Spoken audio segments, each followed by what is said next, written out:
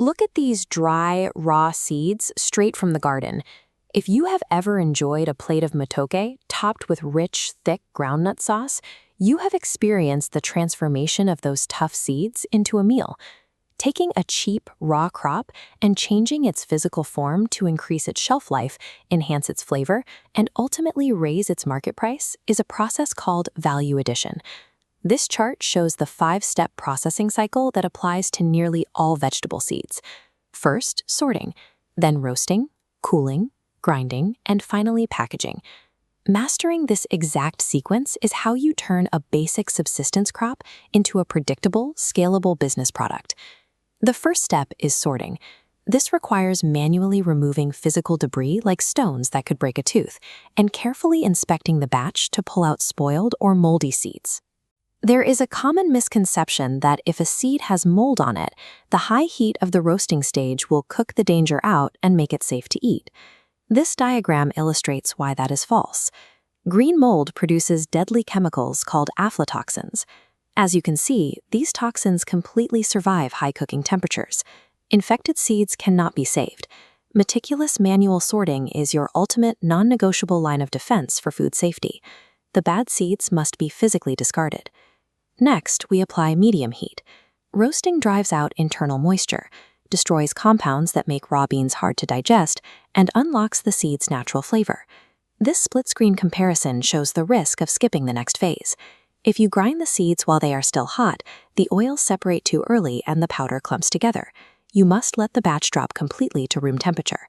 Once cooled, the mechanical action of the grinding stage crushes the seeds, releasing natural oils at the exact rate to form a uniform, smooth paste. Strictly controlling the thermal state of the seed between roasting and grinding dictates the final texture of the product. Some seeds require a slightly different approach. Simsim, or sesame, is an edge case that does not naturally crush into a stable paste on its own, so it requires an external binder. To hold the roasted seeds together, you melt sugar or jaggery into a sticky syrup. You have to mix the seeds in quickly before the caramel cools and hardens, keeping your hands safe from severe burns while molding the sweet balls. Another edge case is processing soybeans into a liquid beverage. Raw soybeans contain natural toxins that block protein digestion and cause severe stomach pain. This graphic highlights the strict safety protocol required here. The extracted liquid must be heavily boiled for at least 15 minutes straight to neutralize those toxins entirely.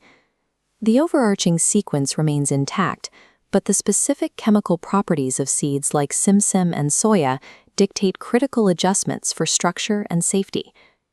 Think about the rules of cooling. What would happen if you tried to mill roasted cowpeas into an instant soup powder while they were still piping hot? The residual heat causes the internal oils to separate out. The powder will clump together instantly and spoil rapidly during storage. The physical laws of moisture and heat apply to the processing of all seed types. Let's bring this scientific process back to the real-world economic stakes by calculating the profit potential.